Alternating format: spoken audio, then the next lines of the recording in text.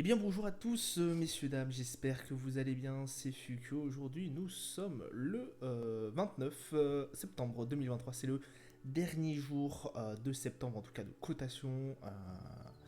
Voilà, hein, après lundi ça sera un nouveau mois, ça sera le mois septembre-octobre. Je sais toujours pas le mois, mais non, c'est octobre, pardon. Donc, bah, bien évidemment, fin du troisième trimestre. On clôture bien dans le rouge, j'ai envie de vous dire, sur la plupart des indices, que ce soit américain ou même européen.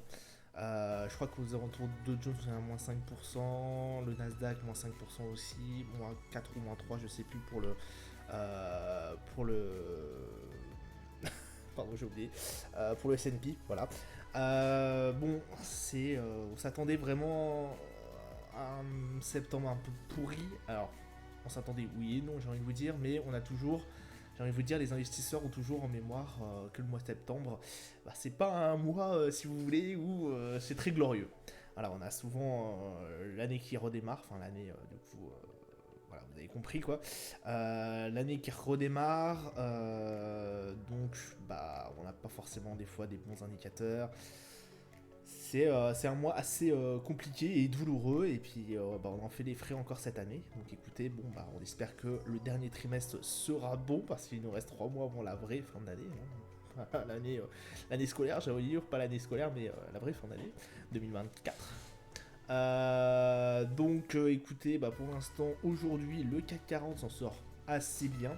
On est à 7135. Alors sur une journée complète, vous verrez, on est redescendu dans le rouge, à mon grand désespoir, parce qu'on avait atteint, on a fait un pic à 7200 et quelques points, et on a bien rétréci, hélas, à cause de Wall Street notamment, parce que franchement c'était bien parti, même un peu trop d'ailleurs à mon goût. Je vous expliquerai ça sur les graphiques. On a un Eurostock qui fait un plus 0,31. On est à 4174 points. Le DAX plus 0,41, 15 386. Le FTSE 100 plus 0,08.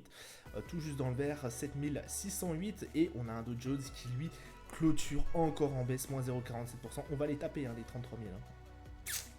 À un moment donné, j'ai l'impression qu'on va les taper. Le Dow Jones, vraiment, il plonge. Hein.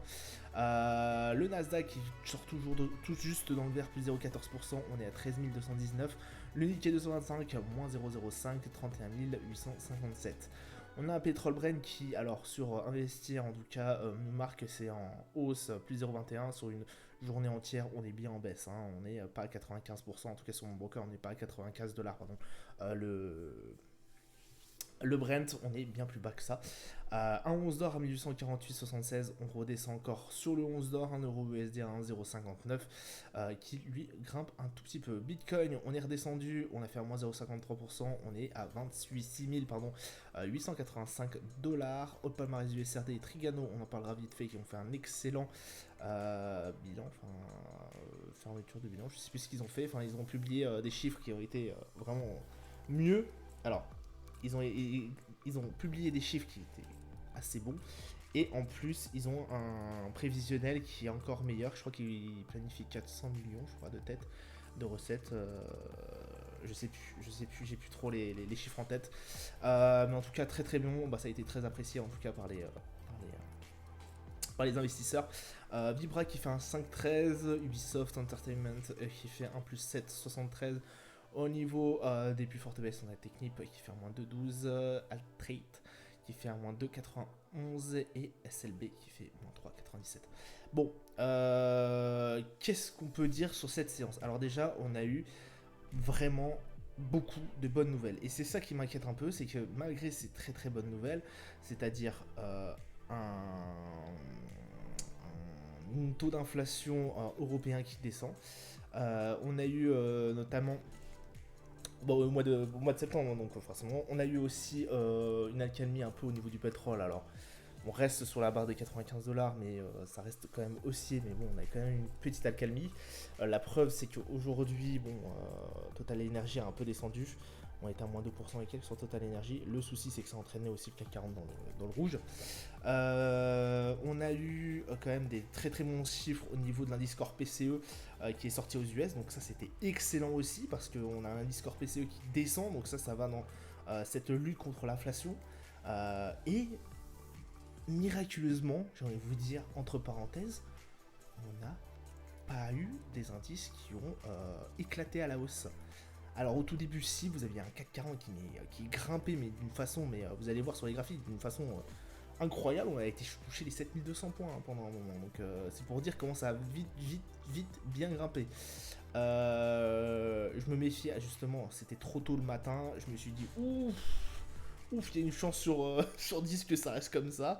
Il y a même une chance sur 8 que Wall Street n'arrive pas dans le tas et vienne éclater tout. Pourtant, en plus, avec un indice Core PCE comme ça, on pourrait s'attendre justement à ce que ça descende, quoi. Enfin, que ça remonte encore plus. Et le Dow Jones a du mal. Le Dow Jones a énormément de mal. Le Nasdaq, c'est tout juste cité dans l'air. Waouh. Alors, après, vous me direz, c'est un mois de septembre, machin, blablabla. Oui, ok, mais on a eu quand même ça. On a eu l'inflation européenne qui était assez bonne, l'indice Core PCE qui était bon. Pour le CAC 40, on a eu aussi l'inflation française qui a été assez bon dans l'ensemble. Assez bonne dans l'ensemble. Donc, vraiment, on a eu, j'ai envie de vous dire, que des full bonnes nouvelles. L'inflation allemande hier était très bonne aussi. On voit bien que la politique la politique de nos banquiers centraux commence à marcher, c'est-à-dire augmentation des taux et lutte contre l'inflation. Donc on voit que ça commence à marcher, que cette inflation est en train de vraiment décélérer, mais les marchés, à mon avis, sont aussi concentrés sur le fait qu'ils veulent éviter tout ce qui est forme de récession. On a ça, on a aussi le fait que, alors certains économistes, disent que les marchés ont accepté le fait qu'il y allait avoir des hausses de taux prochainement. Je pense pas qu'il y a que ça en fait. Il y a aussi le fait, oui d'accord, là ça fait une semaine que ça a été dit, un peu plus d'une semaine. Je pense qu'au bout d'un moment les marchés ont accepté et ont dit bon bah, ok. Voilà, ils ont accepté le fait qu'il y allait avoir des hausses de taux. Par contre on a toujours le 10 ans US qui est très très haut. Le 10 ans français aussi. On a le 10 ans les taux au niveau de l'Allemagne qui a été très très haut la semaine dernière, enfin hier pardon, qui a frôlé les 3%. Donc écoutez, on reste quand même très très attentif, malgré que là il y a une petite réjouissance. Ça va être très très chaud dans les prochains jours. Ça va vraiment être très très. En fait, cette séance m'a plus inquiété qu'autre chose. Voilà, je vais vous dire pourquoi sur les graphiques. Calendrier d'annonce économique, donc du coup, on a eu le taux d'inflation qui a été nettement inférieur à ce qu'on attendait. On attendait quand même un rebondissement à 5,1% au niveau de la France. Et bah non, on est resté sur l'inflation. Donc écoutez, bah, ça a été plutôt intéressant. Alors voilà, c'était une régulation un peu moins. Donc voilà, grosso modo sur annuel, on est à 4,9%. Voilà. C'est à ça que vous devez vous référer. Après, sur le mois dernier, on a eu un recul du coup de moins 0,5%. Pareil, au niveau de l'inflation italienne, ça s'est plutôt bien passé. Pareil au niveau de l'inflation annuelle, mais non, comme d'habitude, je vous regarde toujours l'annuel. Au niveau de l'inflation annuelle, au niveau européen aussi, 4,3%. Je vous répète, je regarde l'annuel à chaque fois, mais vous pouvez regarder le mensuel, c'est à peu près la même chose. C'est calculé en fait. Enfin, l'un calculé, l'un donne l'autre en fait. Voilà, c'est juste on additionne. L'indice Core PCE, bah du coup l'indice Core PCE, bah voilà, très très bon, très très bon. Les dépenses et les revenus personnels n'ont pratiquement, diminué au niveau des dépenses personnelles. Mais les revenus personnels, eux, ont un peu augmenté, mais pas autant, enfin ils ont un peu augmenté, autant que ce qu'on avait prévu au niveau du consensus. Les dépenses personnelles, elles aussi, ont réduit, ce qui prouve quand même que on n'alimente pas le cycle inflationniste par derrière. Parce que je vous rappelle que si l'indice Core PCE monte, en fait, c'est le cycle de l'inflation. En fait, ça nourrit un peu le cycle de l'inflation. Là, en effet, vu que l'indice Core PCE descend, on est sur un cycle inflationniste qui ralenti. Et du coup, bah, ça veut dire que effectivement, la, la politique menée par Jérôme Powell marche. En tout cas, voilà, ça se passe à peu près bien. La preuve, ouais, voilà, un Discord PCE, on est à 0.1, on attendait 0.2, donc ce qui est très excellent parce que dernièrement on a eu que 0.2, donc on est en recul par rapport à ce qu'on attendait et par rapport à ce qu'il y avait aussi la fois dernière. Donc c'était il y a un mois. On attendra le NBS aussi, PMI manufacturé au niveau de la Chine ce soir. On aura le Cash-in PMI manufacturé aussi dans la soirée aussi. Hein, samedi soir, pardon. Samedi soir, où je suis perdu. Au niveau de lundi. Lundi. Ouais, samedi soir, oui, enfin dimanche matin, quoi. Je suis perdu là. On aura lundi le Takan, gros fabricant index. Ok, je sais pas ce que c'est. Je sais pas trop à quoi ça correspond, je vous avoue. Ouais, je regarde ça. Et l'ISM manufacturier, bien évidemment, le PMI, à regarder à 16h au niveau de lundi. Voilà, on va aller se diriger maintenant sur les marchés. Hein, voilà. Alors, voilà ce que je vous parlais. Alors, qu'est-ce qu'on peut voir en fait sur ce graphique? Bah, plusieurs choses. Déjà, on a eu une violente correction. Parce qu'effectivement, on a été touché pendant un moment les 7200 points. On voit qu'on a toujours conservé les 7100, mais on est très très proche de ce support. Donc ça, vous pouvez vous dire, ok, bah c'est pas mal, c'est cool et tout, etc., etc. On a quand même conquis les 7100, et puis en plus, voilà, ça c'est sur une séance complète. Sur lorsque les marchés ont clôturé, bon, on était un peu plus haut, on était à 7136, donc on était quand même dans le vert. Oui, mais cette mèche-là m'inquiète beaucoup. Ça veut dire que potentiellement, on a eu plus d'acheteurs que de vendeurs, alors qu'on était vraiment très haussier. Ces mèches-là, moi je redoute énormément. Regardez, je vais vous faire la même démonstration avec ce qu'il y a eu ici. Où là on a bien vu que les positions acheteuses ont été nettement dégradées durant la journée. Et après, on s'est dirigé vers une belle baisse. Pareil ici. On a eu des grosses positions vendeuses. On a touché la résistance. Et malgré, on aurait pu toucher le support. On a touché le support des 7100. On aurait pu se dire, bon ok, bah les 7100, ça va le faire et tout, patati patata. Et en fait, on est remonté très vite. Et pour avoir clôturé même dans le vert. Et après, ça a donné bien évidemment cette belle hausse qu'on voit. Alors, vous me direz, vous pouvez avoir le sens contraire comme ici. Et je vous avoue que cette mèche ici est beaucoup moins importante que celle-là. Pareil ici. Pareil ici. Donc écoutez, il y en a certains qui prennent pas forcément en compte les mèches. Je pense que c'est très important de les prendre en compte. Ça veut dire que quand même là il y a énormément de vendeurs qui sont... il y a énormément de positions vendeuses aux alentours des 7200. Là c'est... je vous avoue que c'est très compliqué. Là c'est très chaud. Je m'attendais pas vraiment à un retournement de situation. C'est vrai que les 7200 ont été conquis bien trop vite à mon goût. On était vraiment sur les... on va les regarder en M1. On était vraiment sur les toutes premières heures de cotation.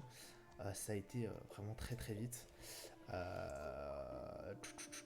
29, bah on était ici. Voilà. On a commencé ici. Voilà. C'est très vite remonté. Et à partir du moment où on a touché les 7200, on s'est pris on s'est pris la résistance, quoi. On s'est pris la résistance et ça a très vite dégringolé à partir du moment où Wall Street est arrivé dans le jeu. Hein. On va pas se mentir. Voilà, des grosses baisses. Wall Street, bon, c'était à peu près, on était à peu près à 16h30. Bon, ça a déjà commencé un peu à tomber, mais vraiment le gros pic, c'est eux. Voilà, voilà. Et puis après, on a très vite redécollé, quoi. Donc, bon, on reste assez proche, j'ai envie de vous dire,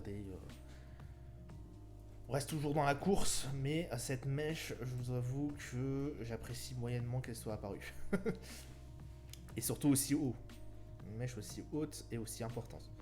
Donc on a un RSI qui reste à 41, donc c'est pas non plus... c'est pas très très beau, mais on n'est pas non plus en dessous des 30.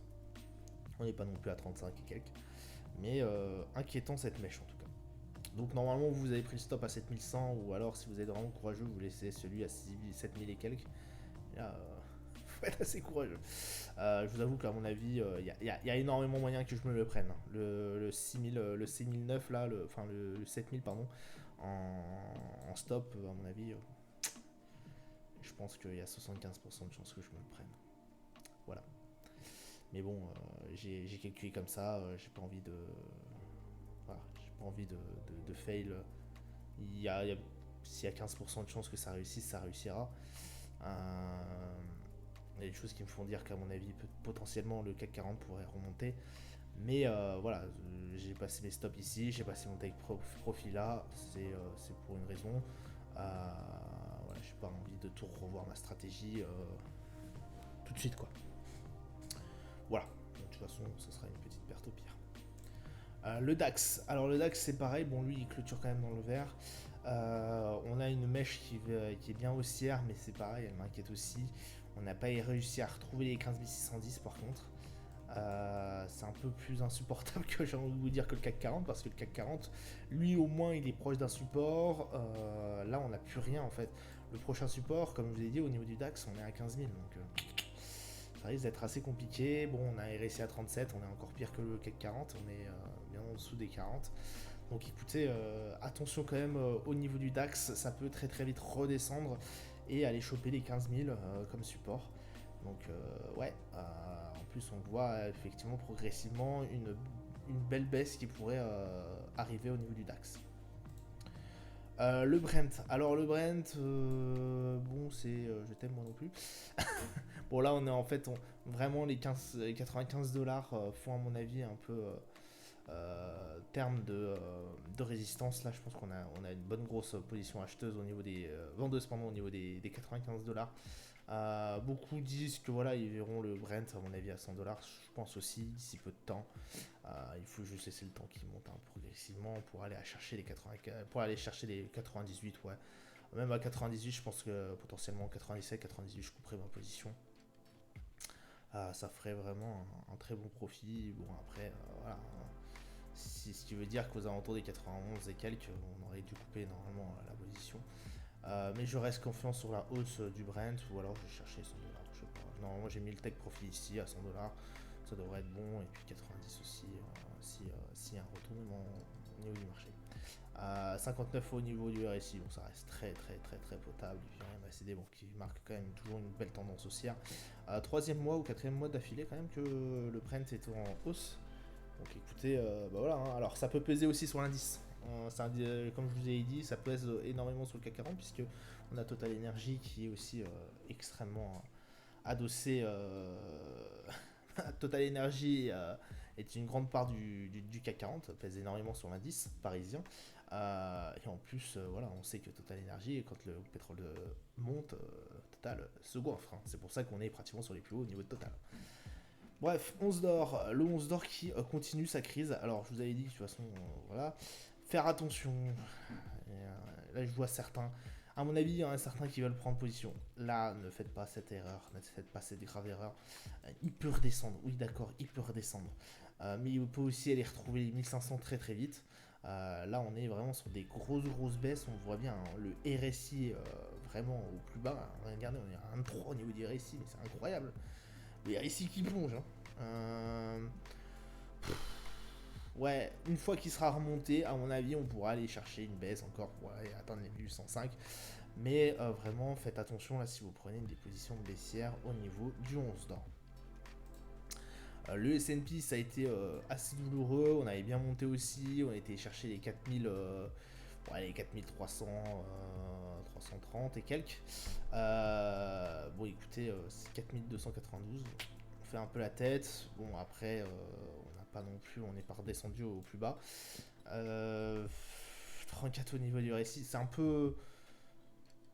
Bah, j'aime pas non plus la position dont est le S&P. On est vraiment sur potentiellement une belle chute.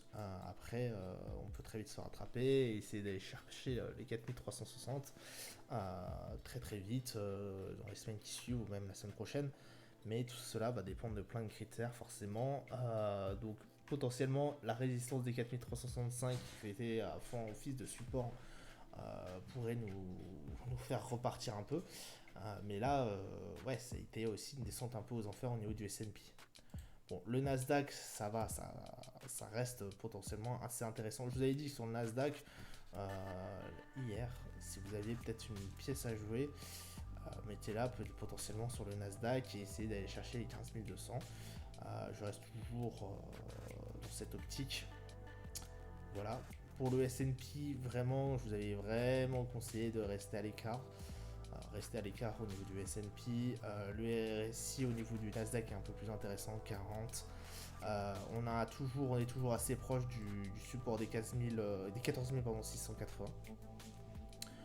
Bon, ça peut aussi rechuter, hein, vous me direz, mais je suis un peu plus confiant au niveau du Nasdaq.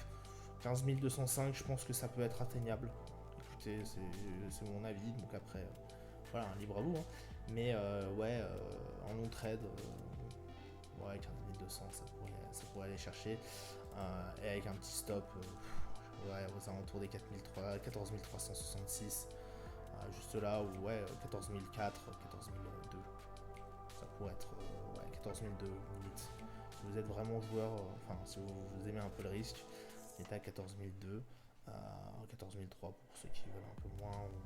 Ouais, 4 ça me paraît un peu juste, parce qu'on a vraiment une mèche qui est descendue assez bas. Hein. Mais 14 003 ou 14 002. Et puis du coup, des profits aux alentours des 15 002. Voilà pour en tout cas pour le Nasdaq.